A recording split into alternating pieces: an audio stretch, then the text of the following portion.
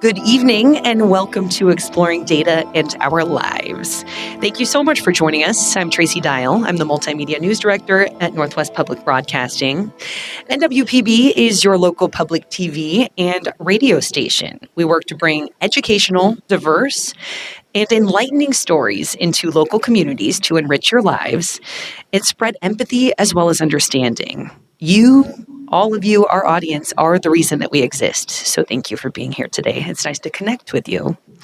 This event is part of NWPB's second year collaborating with NOVA. Funding for this project is provided by the Corporation for Public Broadcasting. Since last fall, our production, news, and marketing teams have worked closely with the NOVA team to put together a short video all about tonight's theme, data. You'll get a chance to see that video, as well as a clip from the NOVA documentary that did just premiere on PBS. And we have two very special guest speakers tonight from the Washington State University Department of Mathematics and Statistics. Thank you, guys. We hope you'll come away with a greater understanding of what happens to our personal data, how data is being used to improve Washington's voting system, and some of the inequities around data and data literacy. We'll have some time for questions at the end, so please be thinking of what you would ask our guests. This event is being recorded. You'll notice the cameras. You can look for that full video very soon on our YouTube channel, and then please share it far and wide. You'll already have seen it, of course. Special thanks to all of our friends and members and donors here tonight, to WSU Tri-Cities, and of course our guest speakers, and of course the NWPB staff that helped make this event and all the related creative content possible. I'd also like to acknowledge a couple of special guests here today. NWPB General Manager Carol Williams-Fry, WSU Tri-Cities Chancellor Sandra Haynes, and Noel Schultz, Bob Ferguson Endowed Professor and Inaugural Director of the Institute for Northwest Energy Futures, as well as Chief Scientist at I wish you worked with us, Pacific Northwest National Laboratory. Big round of applause for our special guests.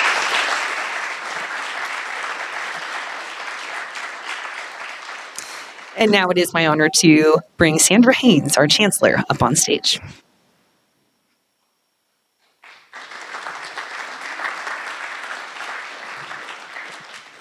Thank you, Tracy. And you can't have Noel, I'm sorry. So anyway, we love her working here. Unfortunately, she actually could not be here tonight, but she's definitely here in spirit. It is truly my pleasure to welcome all members of the Tri-Cities community to this event this evening to learn more about the importance of data literacy from our Northwest Public Broadcasting partners and our distinguished Washington State University professors. Before we begin, I would like to acknowledge that WSU Tri-Cities is located on shared traditional homelands of the Confederated Tribes of the Umatilla Indian Reservation and the Confederated Tribes and Bands of the Yakima Nation. The university expresses its deepest respect for and gratitude toward these original and current caretakers of the region. It's very fitting to have this discussion on campus, as data literacy is a vital skill and one that is discussed broadly in higher education. The ability to read, understand, create, and communicate data is increasingly important in a world where access to information is so easy and all around us. And although we often want to believe that data tells an accurate story, it is critical that we all understand that data is not always free from bias and that it can be misused to tell an inaccurate story. As a comprehensive university, Washington State University Tri-Cities takes this challenge seriously, and our educational structures include many avenues to enhance our students' critical thinking skills to help mitigate any ethical concerns regarding the use of data. Thus, I want to thank you again for being here tonight at Washington State University Tri-Cities for NWPB's presentation, Exploring Data and Our Lives.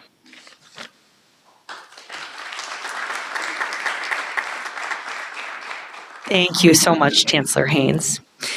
And now a look at Washington's data race.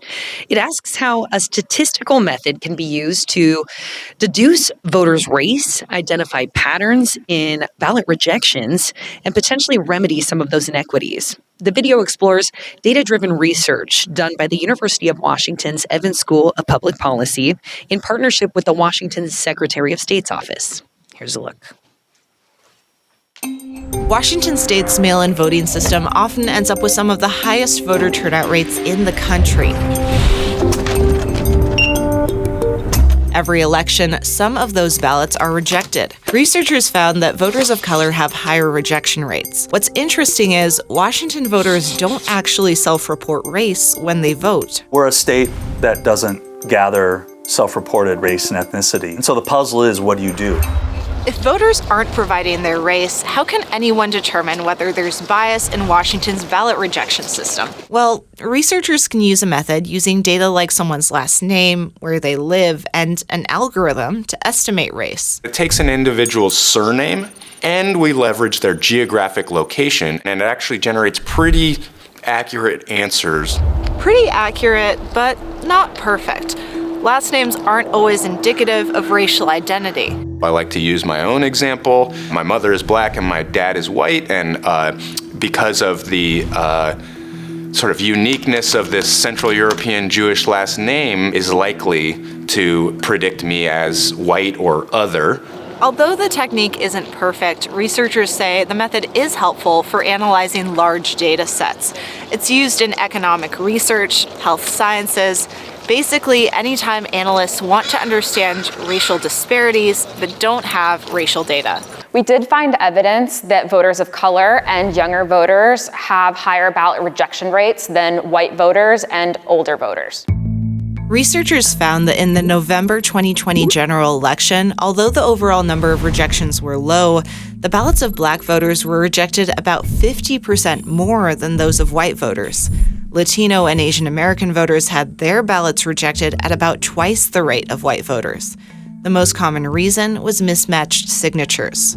We were able to understand some reasons why particular voters may have higher ballot rejection rates than others. Ballot materials may not be translated in a way that works for a lot of voters of color. Hispanic and Asian voters may have more complex surnames, which make it more difficult to sign their ballot the same way every time. It's important to think about race and ethnic disparities in ballot rejections as a reflection of how our electoral systems operate. When we use data to understand how all people are experiencing something like elections, we can create solutions that will best serve all people and allow everyone, including people of color, to participate more fully in our democracy. Scott, Callie, Jacob, and the rest of the research team are presenting this information to Washington state policymakers. They're also sharing ideas to hopefully make sure fewer ballots are rejected. What we found, what we recommended, what our process was. Things like user-friendly, standardized ballot designs, a stronger role for community-based organizations, and of course, a lot more data. And now a little bit of data on our first speaker tonight, Dr. Nairanjana Dasgupta. She, 27 is the number of years she's been working at WSU Pullman.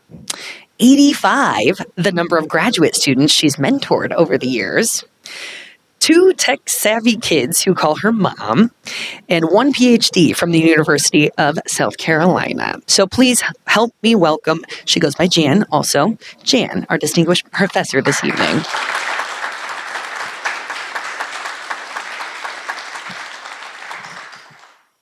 Okay, so what I'm going to do today is really a conversation, and I really want people to ask me questions.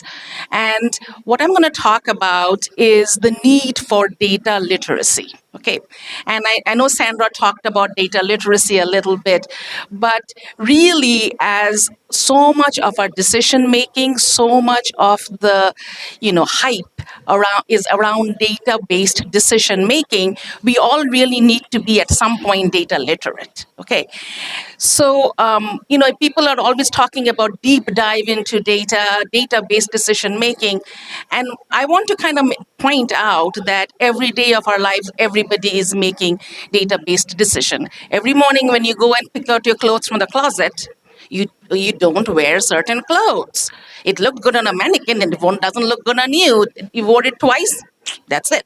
So that's a database decision, So I'm trying to say that everybody is capable of making database decisions. Do not let things like, all the jazz and all the hype around some of these topics really get to you. And why it is happening, and that's one of the reasons I'm trying to put this talk together, is why data literacy is important and why we have created kind of a data haves and a data have nots to some extent, and why this creation is constantly happening. Okay, so if you look at the top employers for data at this point, it is not at all surprising to see that the people that are being hired in this field are very non-diverse, for lack of a better word. Okay, so if you look at the different companies, these are the top 5 companies that are hiring people in the data space, and you can see that in terms of the distribution of males and females and the different racial and ethnic groups, this is something that is it's very, very non-diverse. Okay, now go the other way. So so my question was, is there some kind of a bias going on in terms of why are certain groups of people being hired in these spaces? And why is that important? Why is, a certain group of people hired in this spaces important? Because they are writing the algorithms, okay? And you might think that the machine is not biased, but the algorithm writer could be biased, okay? And often they are, and I'll talk about that a little bit. Okay, so where does it begin? So if you're looking at data science as a degree, so one of my jobs, one of the multiple hats I wear, is that I'm the director of data analytics at Washington State University. And when I took over that role, I realized that our student population coming in was, for lack of a better word, very non-diverse. And I thought, hey, maybe it's Pullman, maybe it's Washington State University.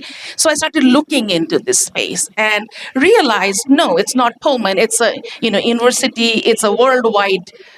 So if you look at, okay, go back. Okay, so if you look at this, you're seeing that in terms of the population that are, getting a degree in this field, it's rather small, nationwide. Now let's go back. Let's look at undergraduates. People, again, there is a humongous diversity in terms of, people of color going into some of these high-tech fields. And they're like, okay, why? Let's go back a little bit more, okay? And I'm sorry, okay. So, high school. For college, to get a job, you need to, most of the data science areas, you need a college degree. So, okay, college is very non-diverse. Go back high school. What's happening in high school? What you're seeing in high school is that not all groups have equal access to some of the classes. So the neighborhoods which are high African American and high Latino, these neighborhoods often don't have some of these classes that you would need to get to pursue a STEM education like calculus. Calculus is not even offered in some of these schools. As a matter of fact, a lot of these schools only offer up to Algebra 1 or Algebra 2. If you're only taking Algebra 2 in high school, then you have to make up for that in college. So you need to do pre-calc, Calc 1, and sometimes even like a trigonometry class in college, which puts you back at least 2 years. Okay, so it adds to your time of graduation into STEM fields. Okay, so if you look at middle school, so if you look at middle school, you're seeing the same thing, that only certain groups are getting into Algebra 1. in middle school, which means they can go to Algebra 2 in high school and then take the math trajectory. So this has been something that, we really need to talk about, that the disparity is happening much earlier. Okay, it's not, the Googles and the Amazons, we can't blame them, because to some extent, the pool that they're getting is already non-diverse. So this self-selection is happening very, very early. So what is the reality of this? The reality is that we have a very small non-diverse group that are getting into data sciences and are hired by these tech companies to write the algorithms that you just saw. Okay, so and these are the algorithms that are collecting your data every day and making predictions about you. Okay. Now, if this group, the small non-diverse group, is not very knowledgeable about the social context, about the racial divisions, the changes that are happening, you know, we are in for loads and loads of algorithmic bias. Okay, and so I want to talk about what is algorithmic bias. Okay, so when we are, so this is here, one of the things we are looking at is that, people always say, hey, a lot of these like elections and things like that, people are biased, machines are not.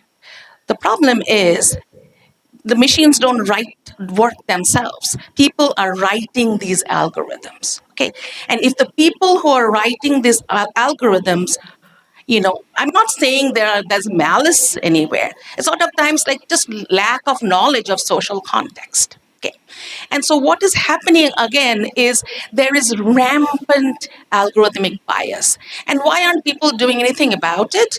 For the most part, a lot of innovation in this space is happening in big tech. Okay, it's not academia, but it's big tech that is actually, doing the innovations in the data space. The Amazons and the Googles. If when we are trying to hire in academia, most of our PhDs are being hired by Meta, who are giving them, 3 times the salary, academia can. And the young ones don't want to go to academia anymore. Okay, so but they are doing research in these fields, but they're happening for profit companies. Okay, so that is something you really need to understand. So there's a very small group of people who are, for lack of a better word, fairly privileged, and have been privileged for a long time, who are writing these algorithms. So when we are talking about all these, we saw this Nova clip, we saw this, the election clip, we are really sort of in the hands of data, for lack of a better word, because, whether or not you get mortgage, that's a database decision. Okay. We're doing an algorithm, your credit card, whether or not you are, there are like other, like, right now academia is not doing it, but there is a lot of push every day of using social media data for admissions into school. There's every day another company pitching that. Okay. So if we are using this kind of data, writing these algorithms for success and failures, okay, and then we say, okay, this person will be successful versus not this person, we are also perpetuating these kinds of algorithmic bias. Okay, so if we are going to like depend on data for social decision making, we have to think long and hard. Okay. Okay, so algorithmic bias, I mean, I always want to like talk about some of these. This is not very, okay, 5 minutes, okay.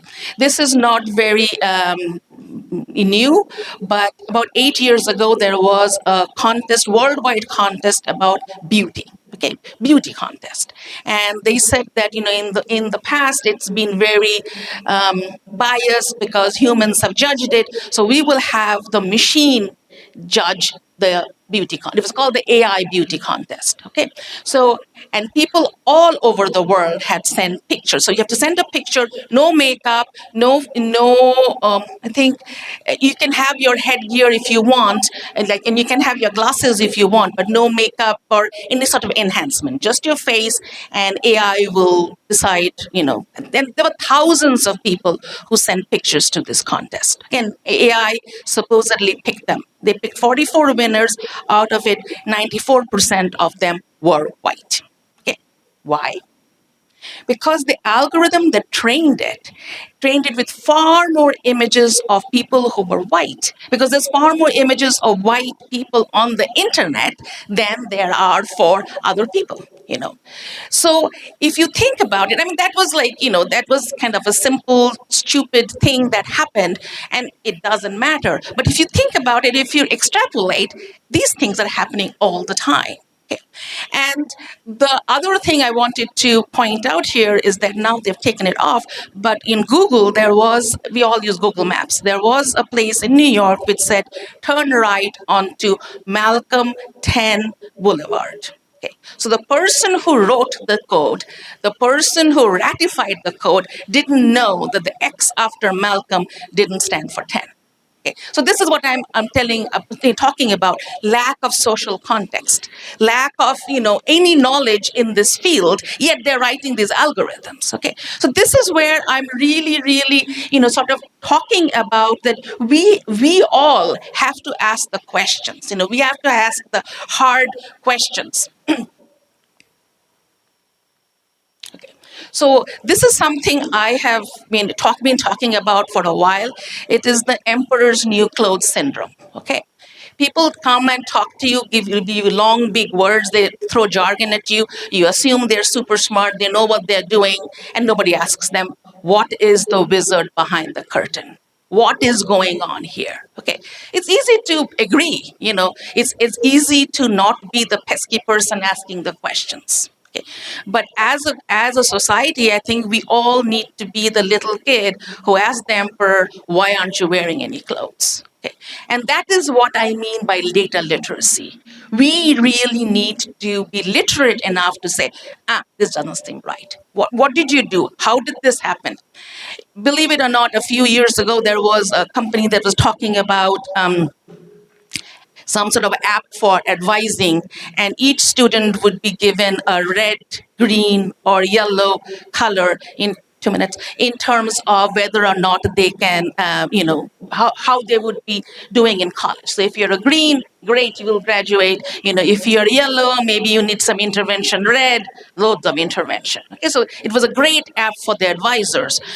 And so when I asked them, what are you doing? What is and they were like, oh, our data scientist did it. So, and they weren't very happy that there was somebody like me in the audience who kept asking. And finally, I realized what they were doing. And basically what they were doing was dead wrong, So they were taking they were taking a number, 0 or 1, graduated or didn't graduate, and using it as a number and predicting, like if they're between 0 and 0.33, yes, you will, you are in the red category. Between 0.33 and 0.66, you're in the yellow category. I mean, but people don't ask these questions because it looked very fancy, beautiful dashboards, beautiful pictures. So that's what I'm talking about, that we as a group really need to think of data literacy. Okay, I think. So this is my last slide. Hey, I'm on time. So my thought is, this is what I want to leave people with this thought, is that we as a society really need to be more data literate.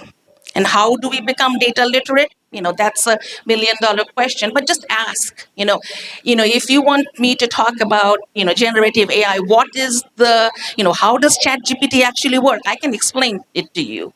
But don't trust when people just throw jargon at you, because that's what it is jargon. Okay. And it is meant to keep a very small group of people, being able to work in the space, and the rest of us just being users of that space. That's kind of the idea, and it's working really well. So I am really, really, telling you, as this audience and as other groups, we have to say something, because people who really understand algorithmic bias are the ones that are helped by it. So they don't want to do anything about it. Okay, that's it. Thank you.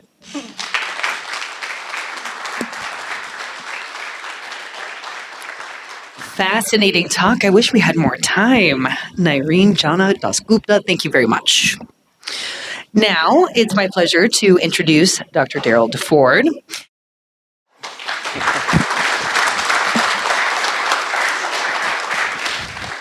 Hi, everybody. So it's exciting to be back here. I actually started my undergraduate degree here at WSU Tri-Cities. Then I went on to do a PhD at Dartmouth and some postdoctoral work at MIT, and now I'm back here at WSU as a professor in the math department and affiliated with the data analytics program. And so today I'm going to talk about some of my main work, which is focused on applying data-based methods, mathematics, statistics, to gerrymandering, political redistricting problems. But before we get there, I want to talk a little bit about how we incorporate these sort of data ethics concerns into our classes at WSU. So for our data analytics majors, in all of the courses that we've built, we have taken this idea of data literacy and data ethics very seriously from the very first class that our data majors take, which is Data 115, Introduction to Data. We start by introducing them to these issues in the context of data storage, right? Some of these issues are covered in the NOVA documentary. And as they sort of progress through the major, we talk about other types of topics. So we look at predictive analytics. We have them work in case studies with actual companies. And currently, and hopefully will be available soon through our global campus, we're going to have a course called Responsible Data Science that I'm going to be teaching soon that's going to be focused in a very hands-on way in how these methods are actually applied in the real world. And that's going to be a big part of our new sort of graduate certificate in responsible data. So this is something we take really seriously at WSU. And last year, the common read book across all the campus was Tales of Two Americas. And as a part of that, we put together a bunch of resources and some case studies that are at this link, and we'll have these slides for you somewhere. And if I convince you this is interesting, I'll put that QR code back up at the end, and you can click on it on your phones. I promise that I'm not tracking you if you click that link, with a bunch of those to look at. And the way a lot of that education works in these courses is that we have the students look at these case studies, right? And unfortunately, it's the case that there's a lot of public reporting now about all of the things that go wrong in these data examples, and ask them to consider themselves in a bunch of different roles, right? So it's easy to see ourselves as the public, right? We all have phones, our data is getting tracked by these emails. And so that's a reasonable starting point. But for our students, we're hoping that they go out and to work for these companies and do a better job. And so we ask them, if your boss comes to you and says, hey, we want you to go through 5% of our users' emails, which is what one of these case studies is about, and make sure that our automated method is appropriately sorting them. What do you say? If that's actually happening to you, you're just going to quit on the spot? You're going to try to push back? What do those conversations look like? So we have them think about that, and as well as thinking about themselves in the role of the company itself, right? Jan mentioned this a little bit. It's not the case that often these companies are actually evil by intent, right? We tend to divide the world, mentally into evil mustache-twirling villains and the good people. But in practice, there's probably something that they're trying to accomplish, right? And are there ways to mitigate the harms? Are there ways to achieve similar aims without sort of violating the consent of the people who are involved? And so those are the kinds of questions, the kinds of studies that we try to train our students to deal with so they're equipped to deal with these issues as they go out into the real world. So I said I was going to talk a little bit about some political redistricting examples. Usually with my students, we would play the Guess the State Outline game. I hope you can get this one. Yes? Okay. All right, good. We got this one. So these are the 4 maps that were proposed by the commission here in Washington as part of last cycle for the congressional districts. And a question that I'm really interested in is how do we use sort of quantitative tools to study this? How do we tell what makes for a good districting plan? And today I'm going to talk about some of the data that underlies that question rather than the metrics. And this is something I've been lucky to do a lot of work on, both sort of in the academic context, writing papers, as well as serving as an expert in court cases for lawsuits about this sort of thing, and consulting with commissions as well. And it's a national problem, right? This is not something just happening in Washington. It's happening all over the country. And the issues vary state by state. And as we'll see, there's some consequences for that as well. So just a brief slide. All right, this is a harder state. Anybody know this one? Arkansas. Okay, good. All right, excellent. This is Arkansas. So if we're going to study line drawing, that's a hard problem, right? If we had to study all of the possible ways that you could draw a squiggle across the map, well, there's infinitely many of those. That's tough. So what we're going to do is take a state and look at it chopped into some pieces. So these are the counties of Arkansas. Usually we're going to deal with smaller pieces like precincts or census blocks and turn them into a graph like this one on the bottom where, we're going to basically color the nodes to form the districts, right? And then we're just studying districting plans as colorings of the nodes that satisfy some properties as outlined in a particular state's constitution. All right, so now it's a math problem we can study. And I'm going to start by talking about racial gerrymandering, right? And this has a lot of relevant local context, right? Our state legislative map here in Washington was just replaced last month by a federal court. And one of the two main ways that racial gerrymandering cases get brought is under the Voting Rights Act, the VRA, of 1965. And this is a remarkably effective piece of legislation, right? So this chart here is showing sort of the number of black representatives in the US, right? And you can see the passage of the Voting Rights Act here, big spike, and then an even larger spike occurred with this Supreme Court case of Thornburg v. Jingles. And what that case did, and the important thing on this slide are these bottom 3 bullet points, is give us a test, a procedure to bring these lawsuits, to identify when racial gerrymandering has happened. And so the first bullet point requires that the minority group sort of exists in a sufficiently dense and compact region so that basically you can draw a demonstration plan that would have an extra majority district for that minority group. The second 2 points are a little bit more complicated, and these get back to exactly the issue that was considered in the second video from NWPR here, that we have to find that the minority group is politically cohesive, they vote together enough, and that their will is sort of opposed by the majority enough so that they can't elect their candidates even if they do, right? And so this is a really difficult statistical problem because, of course, you don't put your race on your ballot. So we have the marginal information, right? We have how many people voted for each party in each precinct, and we have a breakdown of how many people have at least filled out the census for each racial group in each precinct. And from that, the court asks us to satisfy these second 2 bullets to identify when racially polarized voting has happened. Okay? And so this is a tough problem, right? This is not something where we're going to get an exact answer. And as a matter of fact, there's a name for sort of the general version of this problem, which is the ecological fallacy, right? So we have the marginals. There's lots of possible ways to fill in the inside votes. And so instead we need statistical techniques to do that evaluation. And so the main methods for this are very much related to the method that wasn't actually named in the video, but is called Bayesian improved surname geocoding. Now Jan's going to be mad at me for having used jargon there, but that's the name of the actual algorithm that happens. And so that's a starting point. But even beyond that, we need to do this estimation problem. We need to try to understand sort of what the outputs look like. And so the final answers are something like this. And so usually in class, I would give an example that's a little less stressful than race and talk about star-bellied versus non-star-bellied sneetches, right? And so we might imagine that Sneetchland is divided up into a bunch of precincts. They're voting for candidates, right? Do they want to keep the guy with the machine or not? And hopefully we'll get estimates that sort of look like this, right? So the star-bellied sneetches prefer this candidate about 60% of the time, really not preferred by the non-star-bellied sneetches, right? And if these are separated, right, so if there's no overlap between the distributions, then we can feel pretty good that there is sufficient sort of separation to have this type of racially polarized vote. We can bring one of these court cases. And so this is a toy example with toy data based on Dr. Seuss, but the similar things happen in real cases. So this plot is from Santa Clara, California, in a lawsuit that was brought in 2018. And so there, about 40% of the population was East Asian, but they had one of these plurality systems, and so they had never had a non-white city council. Right, and so this was the lawsuit brought under the state's Voting Rights Act. And some of the evidence that was presented there showing that there was really strong support among that East Asian community for some candidates, but across all of these elections, they'd never been able to elect a candidate of their choice. And that's the language the Voting Rights Act talks about. And so, okay, well, maybe it always just works out like this, right? That's what I hope for.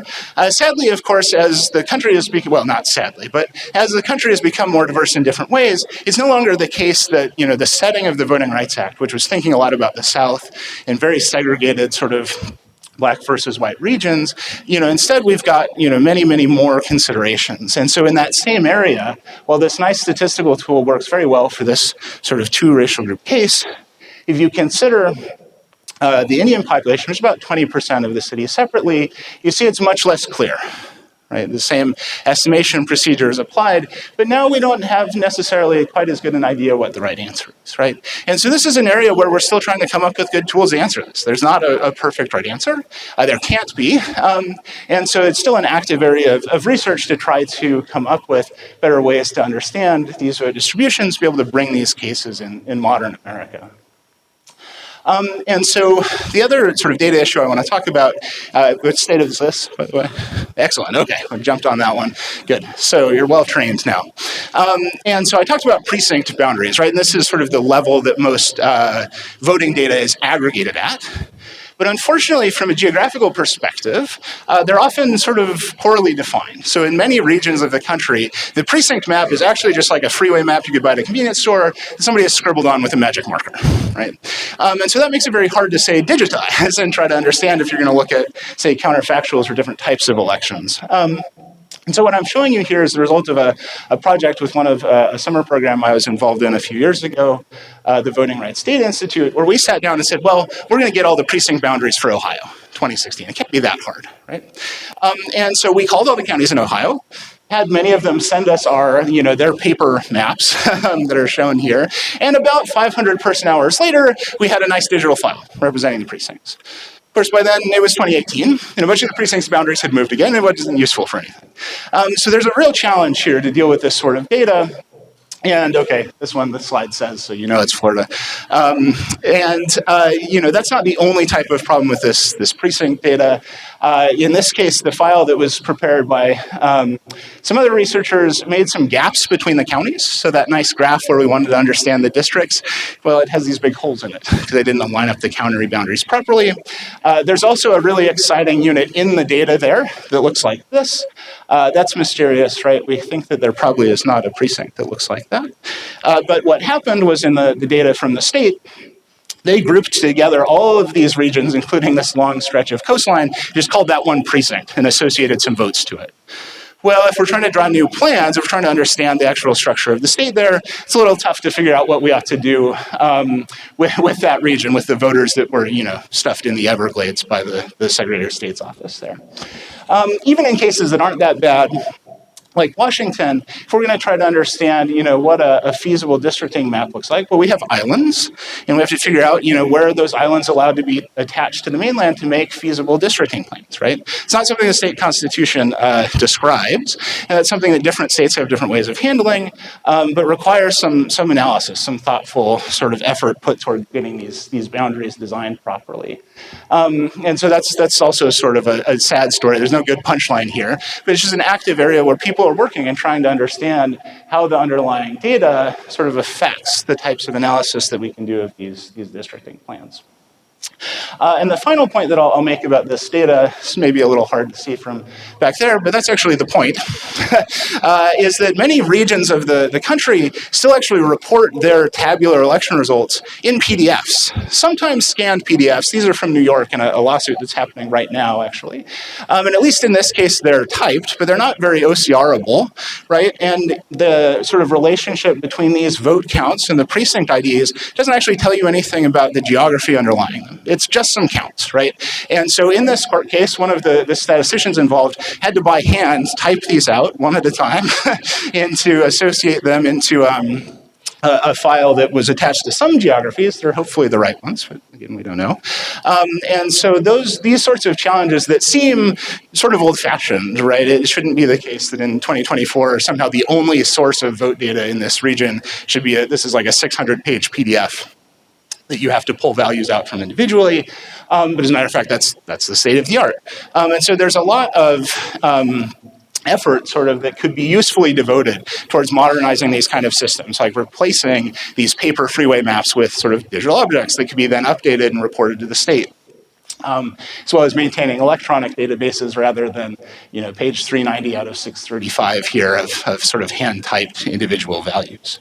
And so I'm going to wrap up there. It's about time for our Q&A. If you want to talk about this more, there's lots of ways to reach me. I'm very accessible, and I'm very happy to chat about any of these issues that you'd like.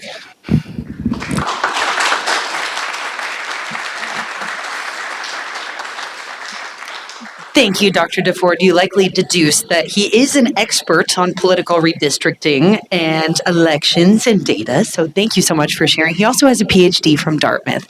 Please, if you have questions, we'd be happy to bring a microphone.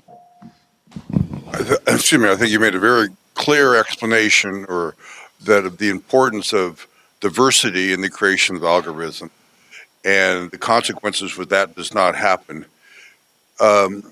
Could you say something additional about where people who create the algorithms are not so much either unmindful or even blind to the racial diversity, but do the algorithms for basically to stimulate more sales and profit or to move people from one political conclusion to another? It can definitely happen. So one of the things you have to realize is that when all this data is being collected from you, one of the consequences of this is targeted ads. Okay. So if you have ever gotten and searched for a hotel in Hawaii, next time you get on your computer, you will get a hotel in Bali or something more exotic. Like if you're going there, maybe you can go there too. So why is this happening? Because again, your information was in your location was taken and done that way. So this thing can also have very negative consequences, like for teenagers, okay, and for younger, like the tweens. We are like, if they're on their phone, if they've searched for something, they will get targeted ads to them. We have seen that targeted ads for based on race, okay, like it's especially like for cigarette smoking, like some of the things like CBD and stuff like that, they are being given to certain communities and especially to the young, the teenagers and because it's exciting, for those kids. So that is a consequence of what is happening.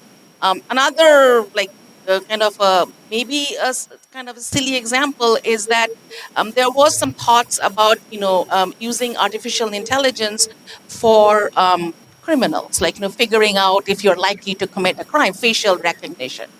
And so the way artificial intelligence works is you have a big data set, okay, of people who are criminals versus people who are not criminals, and you feed it to the system. Okay? And then the system basically creates an algorithm which gives you the best accuracy for that data set. So that's basically, how machine learning or artificial intelligence is really working in the background. So it really is trying to do a very good job with the existing data set. So now what they did when they were looking at criminals, the criminal pictures were all essentially mugshots. I mean, how would you know somebody's a criminal? You basically take their mugshots. Do people smile on their mugshots? No. So what was being, what the AI was doing was really focusing on this part of your face and saying that, you're likely to be a criminal if you are a picture that is not smiley, Again, these are extreme examples, but you have to realize that what artificial intelligence does is train on existing data. Okay. So if you're training on existing data, it is obviously going to, people will say, if my algorithm has 98% accuracy, great. It is supposed to have 98% accuracy. It's supposed to have 100% accuracy because you're trying to do best for that particular data set. But then you test it on a data set that is maybe trained completely different. So that becomes the problem for, so for when you're using things like, parsing out large amounts of information, if you use your, generative AI for books that have been around for a long time, like Moby Dick, it'll do a great job. ChatGPT will give you the best, summarization of or like recognizing music that's been around for a long time. But for things that don't have a long history, like current music, it's going to fade sometimes. Okay, so you have to understand that it is good for things there's a lot of information on the internet about. Okay. So it's not going to be good for innovation because that's new. Okay. But things that are rank and file jobs, it's going to be good at. So it's a long answer, but that's exactly how the data that is being used, because nobody's giving them permission to use this data, right? You just searched for a hotel in Hawaii. Every time you go on there, you're going to get ads. But think about what it's doing for teenagers, what they're searching for and what they're getting ads. I have one for each speaker, but if there's not enough time, we can just cut to one. But I was curious, in your talking about children's education and going back further and further to the starting point of when they start to learn, did what you were saying imply that we need to have more music and arts in their education to foster that ability to do the mathematical thinking, not more science classes? So one of the things one of the problems that I have seen is that, again, these are all anecdotal, there's not a whole lot of data on it, is that most kids make up their mind by second grade whether they're any good in math or not. And if you think about second grade, what are they doing in second grade? How to add 20 numbers in 1 minute, That's not really math skills, really. But by that time, if they can't do 20 multiplications in 1 minute, they've decided, I'm not good at it. Okay? So arithmetic is kind of becoming a decider for whether or not, they will. So once they decide they're no good at it, they'll never they don't want to go into math. They've decided, somebody's told them no good at it. So what we are trying to do with the data literacy, I've been working on some data literacy outreach projects. I've been going into underserved communities and doing, is that we are trying to introduce them to concepts of data without like traditional math. Number sense, thinking probabilistically, like, okay, if you're going to do a cornhole, if you're standing here, where should your dad stand? That was one of the games we played. And every single one of the little kids, they can't even read, half of them, 3-year-olds. They will say, Dad will stand right there. Why? Because Dad's taller than me. So that is a data-based decision, right? That is probabilistic thinking. And everybody can do it. That's what we are trying to say, that, it doesn't matter if you can't add 5 numbers in 2 minutes. Because that's not math literacy. I was curious about the PDF file you're referring to. So that data has to come in via some other program, or usually you create an Excel file and then you save it as a PDF, or maybe there's another software program creating those numbers and then it's being saved as a PDF. That stuff doesn't get created in a PDF, right? It depends on the state. So there are some states actually where the official voting records that are available, like through the Secretary of State's website, are actually hand typed that way and then scanned, so really non-OCRable. In this case, they are gathered in some database program and then exported to PDF, but this is the only publicly available version, so you can't go to the office and get their underlying data files. And I should say it's better than that here in Washington State. Over the past 2 weeks, The Economist magazine has published a series of reports on disinformation. And as you probably know, they have a very extensive statistics, data interpretation, analytics group behind the magazine. In the most recent issue, they've shown that the United States has the greatest amount of disinformation publicly available, both from domestic sources and from foreign sources. Also, there have been a number of reports lately showing that the amount of fraudulent and fake data published in scientific journals has been increasing significantly. So my question is, with all the talk about data, how do you know which data is to trust? Which data is believable? Irrespective of algorithms or diversity or anything else, how do you know what data to trust? That has to be part of your program, I would think. This is something we are all talking about because this is part of your moral, your ethical self, right? Do you make up your data just because it's not working out the way you want to? I mean, you can always make it up, and most of the people will never ever guess. I mean, one of the things we have been finding is that in terms of publication, like in articles of like Nature and Science, only like less than 5% of them are reproducible. So, I mean, the whole idea of science is that it should be reproducible, right? So, were the data just a one-time thing? Was it made up? Who knows? And that is a really tough question. That's where we want our ethics to come in. We want to make sure that people are reporting the right data. And it's not about success. Because one of the things that is happening in journals is we only want to, publish the articles that are so-called significant or works. What about the 900 times in science where things don't work? We don't publish them. So with the publish and perish mentality, people might be, some of the data may not be as legitimate as you think it is.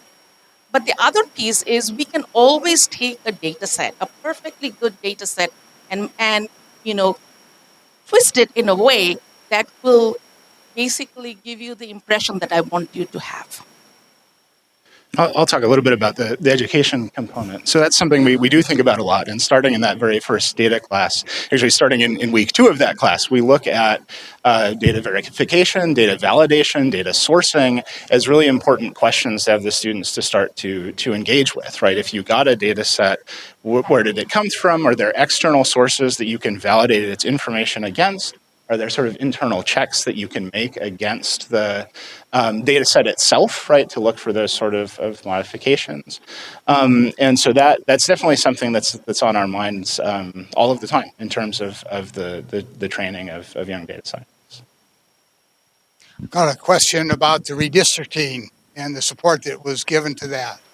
Now, every 10 years, there's a commission in Washington State, bipartisan, and they hammer out a new boundaries for the districts. Okay, so when I look at this, and I look with great interest at your approach of saying, okay, we have all this data, and we can generate all these statistics, and so then I say, okay, how much should the data influence a decision versus the subjective analysis that humans have to do to come up with a fair answer to a really difficult problem like redistricting a state? So we don't have another 2 hours, unfortunately. And I actually just wrapped up teaching a 15-week class about that question. So it's a good question to ask, and a really natural one, right? This is a hard problem. Our constraints are sort of human created, right? We're starting with laws that were written by legislators, lawyers, right? Not mathematicians. There's no formulas, right, in the state constitution that says, here's what a good line, drawing process looks like. Whether or not that's unfortunate probably depends on which department you live in on campus. And so there definitely is a lot of room there for sort of human agency and human judgment, right? And in the court case that you're talking about, right, and it eventually comes down to a judge or a panel of judges to weigh all of that evidence together with those human factors. And the balance that we try to strike certainly is providing as much and as useful and as relevant data that we can to help drive that process.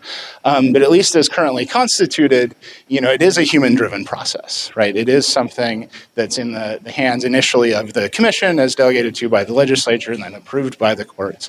And the extent to which I don't think, for example, we would want a system where you would just let the mathematicians walk into court and say, here's what you ought to do. And you should do what I'm saying because I'm a mathematician and I know what the numbers are. Right? And I mean, maybe I would prefer that, but generically as a society, probably not so much.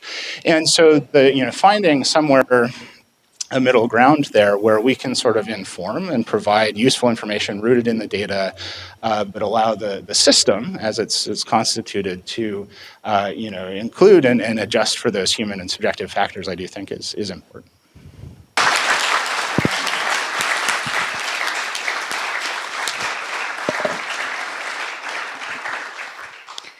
Thank you all so much for being here, and especially a big thank you to Dr. DeFord and Dr. Dasgupta. Thank you so much, and we'll see you next time.